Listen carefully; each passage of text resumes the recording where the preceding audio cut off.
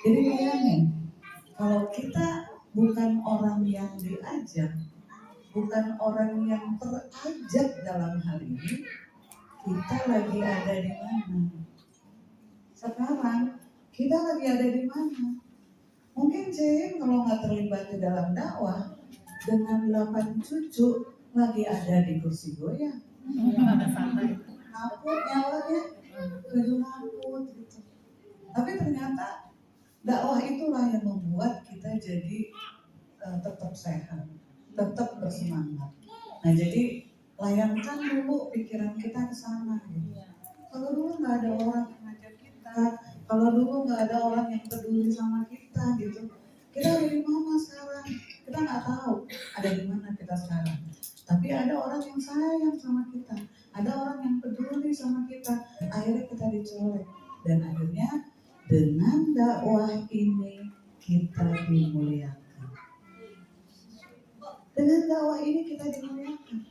Dengan dakwah ini badan kita, umur kita, harta kita jadi berkah, diberkahkan, diberi keberkahan. Coba cari pekerjaan apa, kegiatan apa, agenda apa yang bisa lebih banyak memberikan keberkahan daripada dakwah itu sendiri. Kita nggak akan pernah bisa menyebut yang lain. Mungkin di antara kita, adik-adik semuanya, kita punya banyak circle. Kita punya banyak circle. Jail berteman dengan beberapa adik-adik di sini di FD, berenang ada yang arisan, gitu kan? Ada yang kulineran. Artinya apa? Artinya kita juga bisa kok bergaul dengan mereka. Tapi kemudian ternyata kita ada di satu circle yang semuanya jalan kita, bensin kita, tenaga kita, harta kita, lelahnya kita, lusuhnya kita, semua berpahala. Insya Allah, Allahu Akbar. Terus kita mau minggir dari sini, terus kita nggak mau semangat dengan ini semua, pintu masih di situ. So, ayo. Pintu masih di situ. Jadi kita sekarang berpikir kan, gini, kita jangan. Sementara orang kadang-kadang merasa penting. Sementara orang di sana kadang-kadang merasa dipentingin. Tuh kan, saya lagi. Tuh kan, saya dilibatkan lagi. Saya tuh emang ya gitu kan? Ada kan di antara kita begitu? Tuh kan, kita ya, saya tuh emangnya jangan salah. Dakwah memang memerlukan kita. Dakwah itu memang memerlukan kita. Tapi satu, kalau kita juga nggak mau, dakwah bisa memilih yang lain selain kita. Yang dakwah Allah mencintainya dan kita juga mencintai jalan itu. Jadi bukan karena potensi kita ada di sini, bukan karena kemudian kehebatan kita ada di sini. Kalau kemudian kita nggak dalam tanda petik nggak dipakai lagi, bukan juga karena kemudian nggak ada potensi, tidak. Kenapa? Karena ada waktunya dakwah harus memunculkan yang lain lagi agar setiap muslim yang ada dalam kehidupan ini punya peran, punya keterlibatan di dalam dakwah. Jadi ketika kita ada di sini, kita dipanggil lagi, kita dilibatkan lagi. Siapa di sini yang jadi ketua SPKK 2 kali? Nipu. Itu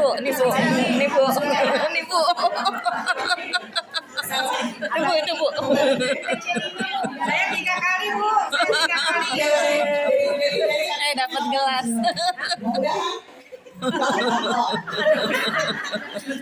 Dapat gelas Bu Ani. Dapat gelas. Ya Allah, coba kita bisa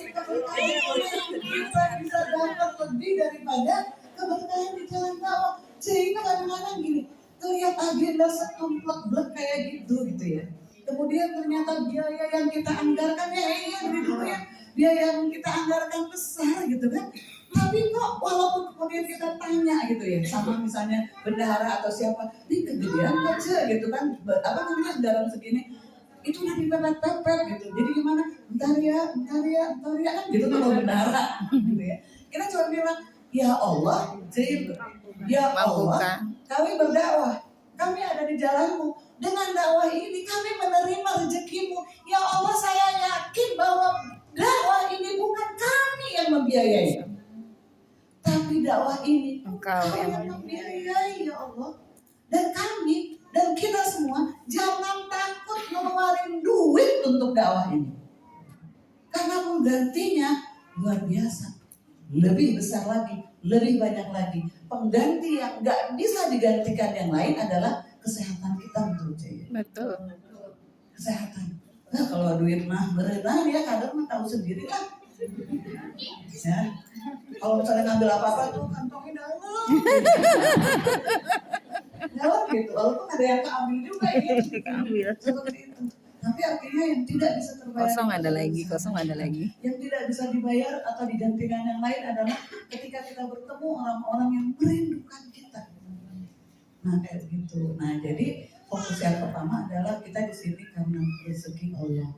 Bukan kita yang mulia, bukan kita yang potensial, bukan kita yang gede, bukan kita yang hebat, enggak. Tapi ternyata dari segitu banyak orang, coba pikirin gini, dari segitu banyak orang yang potensial, dari segitu banyak orang yang hebat, kita tuh kayak dicolok, dipindahin gitu loh. Kita tuh kayak dipindahin oleh Allah dan kita kemudian diletakkan di sini, di tempat ini bersama orang-orang yang berjuang satu frekuensi menjaga semangat. Saya yakin semangat itu ada, tapi up and Down. dan gimana kan agar semangat kita tetap terjaga, itu masalah ya. Nah jadi itu adalah satu poin yang nggak akan pernah kita hilangkan dari diri kita kalau kita adalah orang yang Allah pilih. Kalau kita adalah orang yang Allah muliakan, kalau kita adalah orang yang Allah inginkan segala sesuatu dalam diri kita itu menjadi berkah. Oleh karena itu, apaan? Kun kitaban bila unwanin wala takun unwanan bila kitab. Jadilah. Emang dari bahasa Arab. Dapat bocoran aja.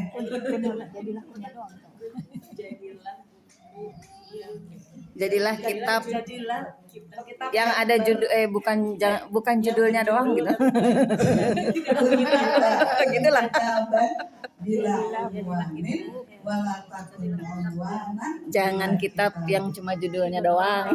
Jadilah kitab meskipun Tanpa judul. Dan jangan jadi judul Tanpa kitab. Barusan Ustadz apa namanya Ustadz Ru'yat. Buatan DPR dari Ru'yat. Ustadz Ru'yat. Poho. Kami nuju kieu ini. Iya. Jadi Ustadz Ru'yat beliau mengatakan gini, kita bekerja bukan karena ada nama kita di struktur sebagai pengurus struktur, tapi kita bekerja karena fungsi kita. Nah, nuduat Qabla kulli syai'. Jadi kita kerja itu bukan karena ketua BPK kecamatan anu, bukan karena ini, bukan karena itu, tapi nuduat Qabla kulli syai'. Dan doa itu nggak akan pernah kita lepaskan namanya. Nggak kayak misalnya orang-orang yang udah pensiun gitu kan, kemudian pangkatnya dilepas. Duduk. Nggak kayak begitu karena kita di ALN ya. Jadi kita tahu orang-orang yang pensiun sekarang ngobrol-ngobrol lagi di mana kenapa nggak ada sebuah pekerjaan? Tapi dakwah itu nggak ada pensiunnya dan nggak ada yang melepas bagian-bagian yang tersemat di dalam dirinya. Makanya kemudian pantaskan diri kita tetap di dalam dakwah, karena dakwah itu nggak akan pernah berhenti. Semakin matang kita, maka semakin dibutuhkan oleh dakwah. Dulu waktu kecil ngaji sama Ustaz Zahira, beliau bilang gini, ada beberapa profesi yang nggak akan pernah lekang katanya. Yang pertama itu hakim katanya. Hakim itu semakin tua semakin dibutuhkan. Yang kedua itu adalah guru. Dan guru itu adalah dai. Semakin dia tua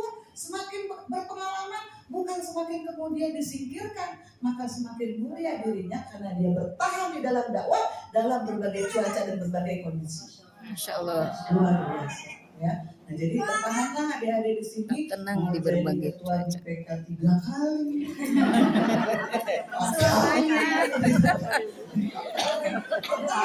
Ntar abis ini jadi penasihat. Ya, nah, jadi seperti itu. Ntar ketua BPK Bogor Timur. Iya. Yang sering balik 3 kali soalnya. Ini semua tuh sesuatu yang memang yang terjadi gitu dalam kehidupan. Jadi dulu Ustaz tuh ngomongnya gini, ad-da'wah hanun, dakwah itu adalah seni. Seni. Dakwah itu adalah seni. Artinya Seni gimana? mengikat Kita hati. harus punya improvisasi di dalam dakwah supaya kita nggak bete. Benar kan dakwah itu kadang-kadang ngebetein? Iya. Ya, memang semuanya bilang begitu, dakwah itu kadang-kadang ngebetein. Ketua kita kadang-kadang ngeselin.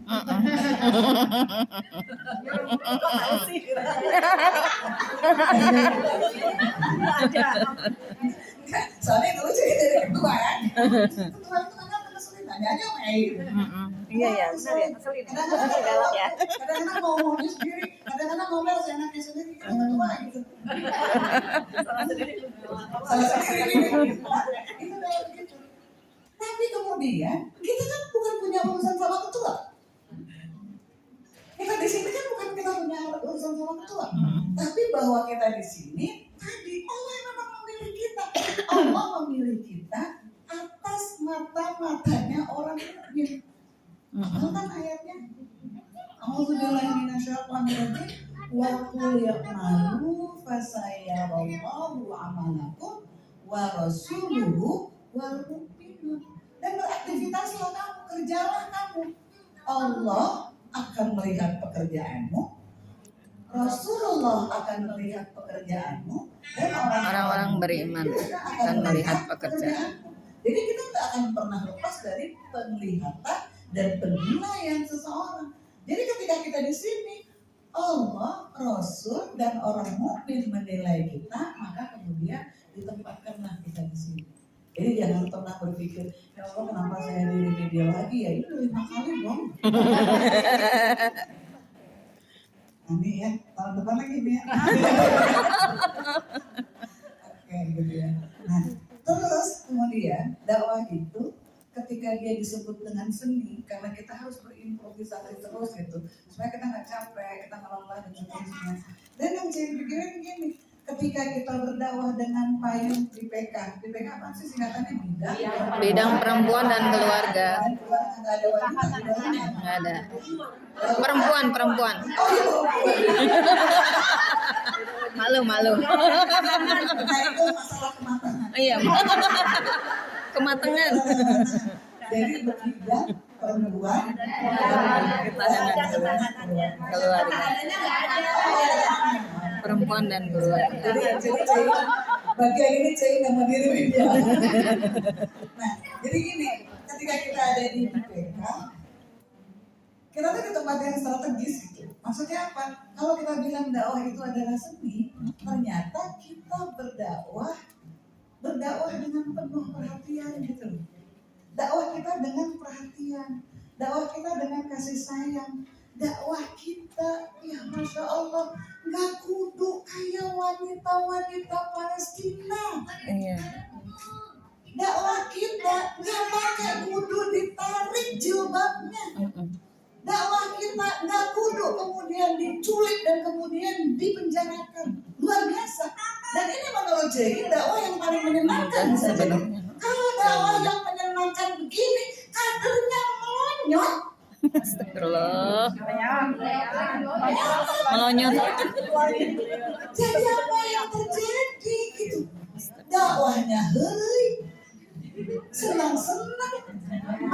Heureuy apa Bani? Cuma Heureui apa? Yang kadang-kadang bisa yang agak sulit coba sebutin. Yang agak sulit ketika kita berdakwah bersama BPK. Sebutin. Nanti saya kirimin hadiah lewat Bu Hasmi. Kapan-kapan lah itu.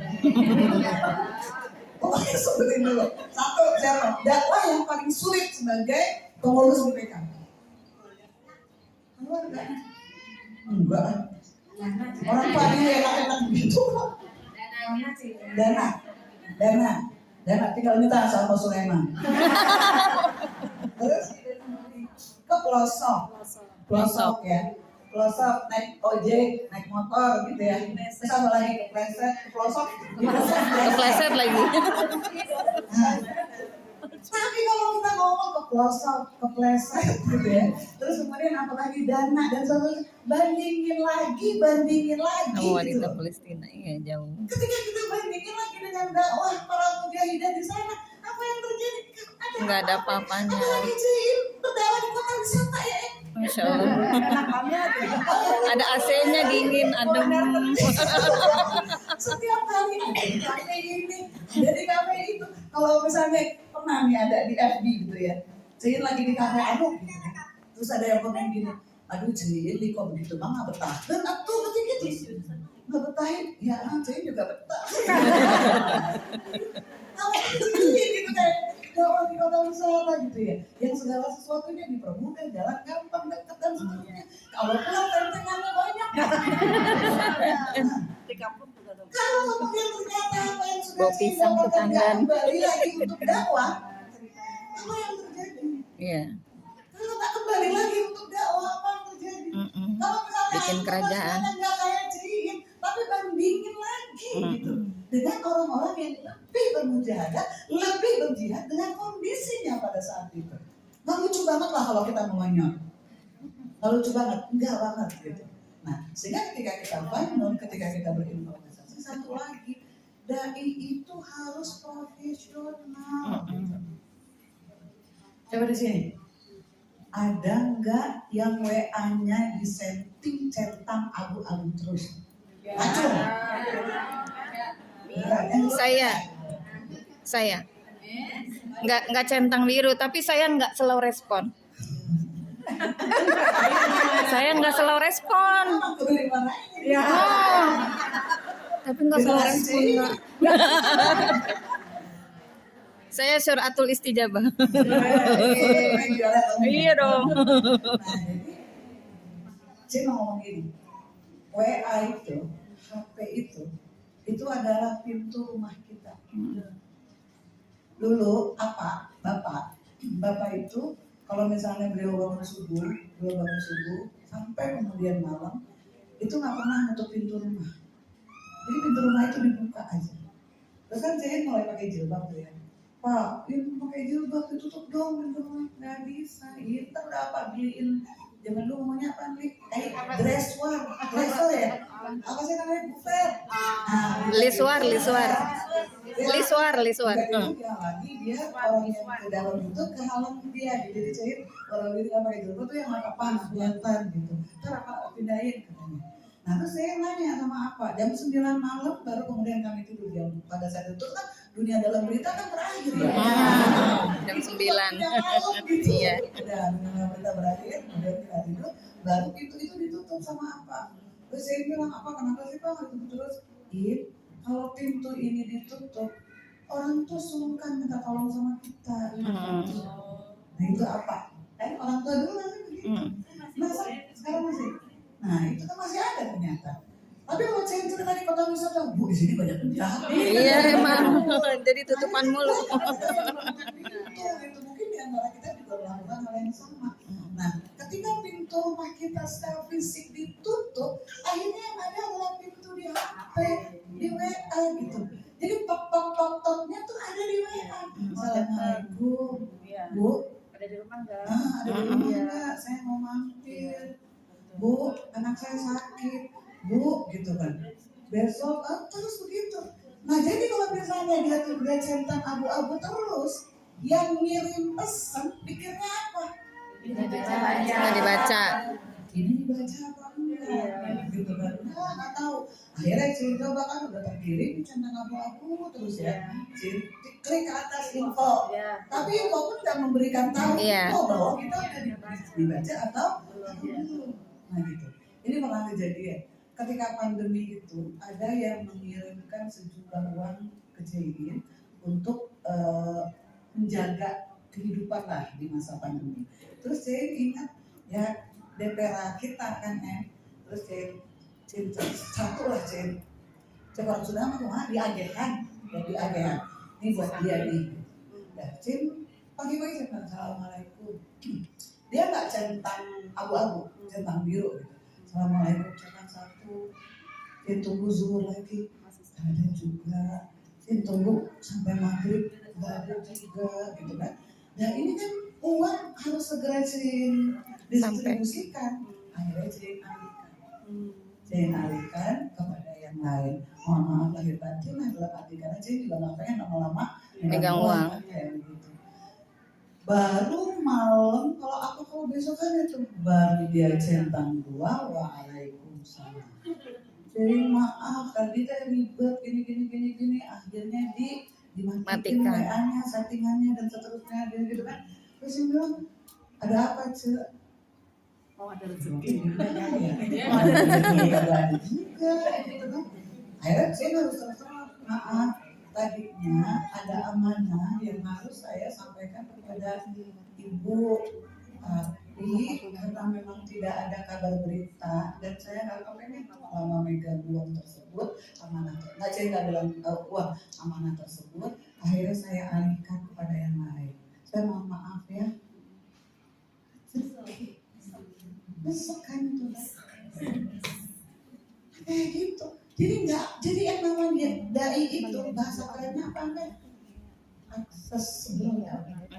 Gampang diakses kan? Accessible. Jadi seorang Accessible. dimarahin lah mau bisa didik. Iya. Suruh push up. Nah, jadi artinya seorang dai itu harus cepat diakses, harus gampang diakses, dan itu menunjukkan profesionalisme kita sebagai seorang dai. Kalau seorang dai lewat, ngejawabnya aja ogah-ogahan, entar-entaran, apalagi yang sudah dicentang abu-abu tadi gitu, dia juga nggak tahu gitu udah baca dulu. Mendingan ketahuan biru, kita nggak buru-buru baca, dan kemudian kita bilang, tadi saya dalam keadaan saya nyetir ini itu. Akhirnya saya baru bisa jawab. Nah, kayak gitu ya. Nah itu yang pertama tuh. Jadi profesionalisme kita adalah rezeki kita. Jangan berpikir rezeki itu sesuatu yang sifatnya duniawi aja. Tapi ternyata lebih rezeki itu adalah ketika Allah menolong kita, memudahkan kita atas amal-amal yang kita lakukan sekarang. Ya. Nah terus yang kedua apa? Yang kedua gini, kita bisik-bisik nggak ada kan? Jangan bilang kita harus kenal Bu Hasmi ini tipenya, ritmenya kayak apa? Ayo ya. Udah pada kenal apa Bu Hasmi? Udah. Udah. Saya 5 tahun di Salimah sama Bu Hasmi. Salimah Kabupaten Bogor. Saya 5 tahun DPD kasus. Oh, sosial ya. Sebelum beliau di sosial kan di Salimah. Sama saya. Begitu ditulis misalnya assalamualaikum ibu-ibu semuanya, mohon perhatian.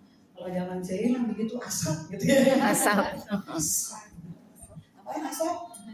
As soon as possible. Ini membutuhkan cepat direspon. Kita lihat mas ketika ngomong assalamualaikum ibu-ibu semuanya. Walaupun belum ada lanjutannya baru sepotong misalnya gitu kan kita tunggu sebelum begitu ada instruksi arahan dan seterusnya. Ya Bu, waalaikumsalam.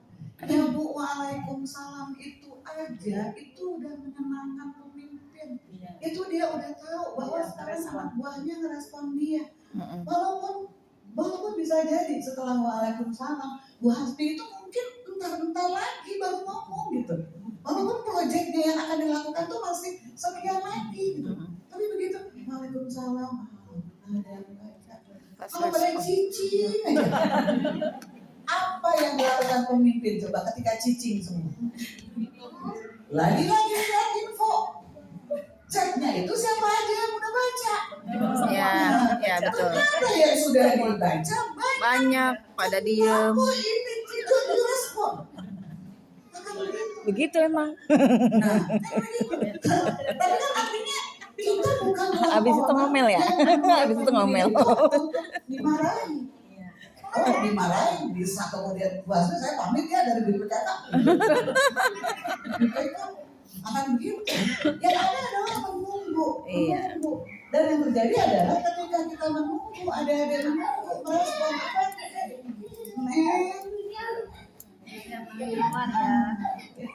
Ketika oh ini anaknya Pak Dinding. Rit, berapa nambahnya Rit? Oh, nambahnya satu. Ya. Nambahnya satu, ya udah, gitu kan. Nah jadi ketika kemudian telat merespon, di antara kita yang jadi pemimpin juga nggak bakal ngomel. Tapi yang terjadi bagaimana? Kita jadi serba salah nih, melanjutkan pekerjaan-pekerjaan kita, agenda-agenda kita jadi serba salah. Memberikan tugas jadi serba salah. Kayak gitu. Nah jadi walaupun misalnya Bu Hasbi itu rada lebih kalem dari Cein, tapi fast respon itu menurut Cein, Assalamualaikum, Waalaikumsalam, ya Bu, gitu. Kami menunggu arahan, itu ya udah senang. Dan itu menunjukkan profesionalisme kita sebagai dai, gitu. Nah jadi atau misalnya siapa yang di sini paling susah sinyal? Nah itu kendala lain tuh memang. Kendala lain ya kayak gitu. Termasuk susah sinyal. Oh enggak. Kenapa? Sukajaya ya susah sinyal. Kudu gini-gini dulu. Cari yuk Tanjung Sari. Nah, tapi apapun gitu kan, kita berusaha di situlah barangkali pengorbanan kita. Nah terus apa lagi? Yang berikutnya adalah yang barangkali dalam perjalanan dakwah yang diinginkan adalah mengupayakan hadir untuk rakor rutin yang diadakan. Nah rakor rutin kita di PK sekarang 2 pekan sekali sama. 2 pekan sekali sekarang Rebo Oh Kamis juga? Beda. Yang di PK kecamatan. Di PK Kabupaten Rebo. Jadi kalau dulu kita nyebutnya Kemis Hari RKI sedunia. Jadi Kemis kita mau saling waktu karena jam 1, jam 2 kita sudah ada di DPD misalnya untuk melakukan apa. Dan itu harus bermujahadah. Dan memang sih akuin banget itu nggak gampang gitu. Itu nggak gampang. Nah terus sekarang akhirnya menyalahin nih gitu. Bagian siapa milik saya? Ya Allah ada tuh yang begitu. Saya tuh ada di sini. Saya kan nggak pernah minta dipilih gitu kan. Emang ada yang minta dipilih dari awal juga saya bilang. Gak ada yang minta dipilih. Yang milih adalah Allah karena memuliakan kita. Kalau kemudian ternyata rakor itu menjadi penyulit untuk kita bergerak gitu kan, nggak bisa lagi kita menyalahkan. Tapi ini waktunya kita bermujahadah. A'udzubillahi minasyaitonirrajim walladzina jahadu fina lanahdiyanakum subulana wa innallaha lama'al muhsinin.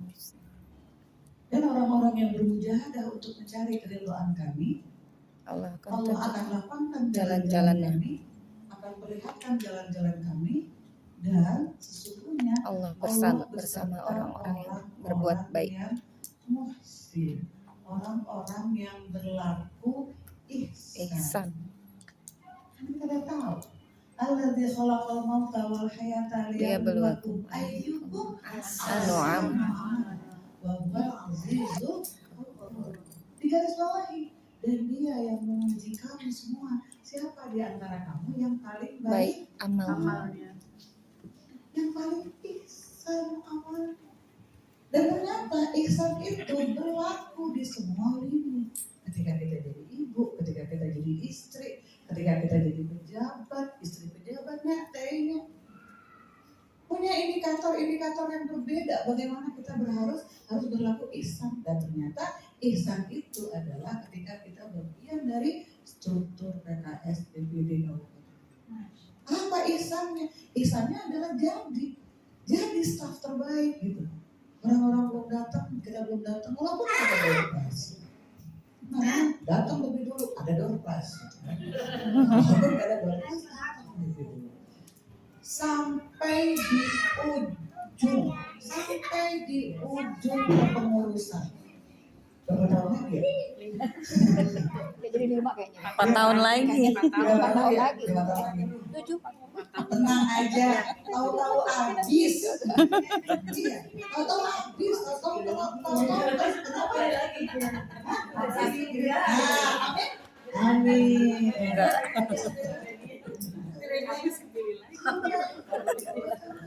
Udah tua kalau ini ya. Udah tua nanti mah. Tapi begitu kita ada dalam kondisi-kondisi nggak nyaman sekali tuh, ketika ini harus dilakukan apa aja. Dan Rasulullah bilangnya apa? Pahala bagi seseorang itu seberat pengorbanan yang dia Keluarkan. Infiru khifafan wastiqalan. Bekerjalah kamu, berangkatlah kamu walaupun dengan rasa lapar dan penuh tekanan gitu. Dalam keadaan susah. Jadi ini terpaksa banget dalam orang-orang yang terpaksa di antara kita, mungkin dengan beratnya untuk mengelola dirinya, mungkin akhirnya lebih banyak pahalanya. Nah, jadi seorang dai, seorang orang yang terikat dalam dakwah, dan kita dakwah melalui PK itu sangat strategis sekali menurut, karena kita nggak banyak sebenarnya, nggak, kan gini, kalau dakwah sama PK kan ada perempuan, cuma diginiin aja. Orang tuh udah nyangkut ada hatinya sama kita. Nah, mau nggak mau kita kan emang harus jadi orang yang seperti itu. Ibu ketawa, sehat kok. Begitu salaman, kemudian didendam lebih lama, udah tuh jadi konsulen kita. Nggak repot-repot gitu kan. Walaupun kemudian terus ada bansos yang lebih gede. Apa jalan selamat sama yang ngomong ya jadi kayak Tuhan. Tapi insya Allah tapi insya Allah BPK akan terus berjalan gitu kan, karena dengan kekokohan kita dakwah kita akan terus berjalan, dan berjanjilah pada diri kita sendiri bahwa kita nggak akan pernah meninggalkan jalan ini. Insya Allah. Nah, berdoa itu saja barangkali apa yang bisa saya sampaikan. Nggak perlu ada tanya jawab kan? Ada kegiatan apa sebenarnya? Nggak ada door prize. Yang tadi aja saya mau tanya, siapa yang paling berat ngomong nanti saya titip A. Tenang aja ya. Ya, kentak-kentak ya.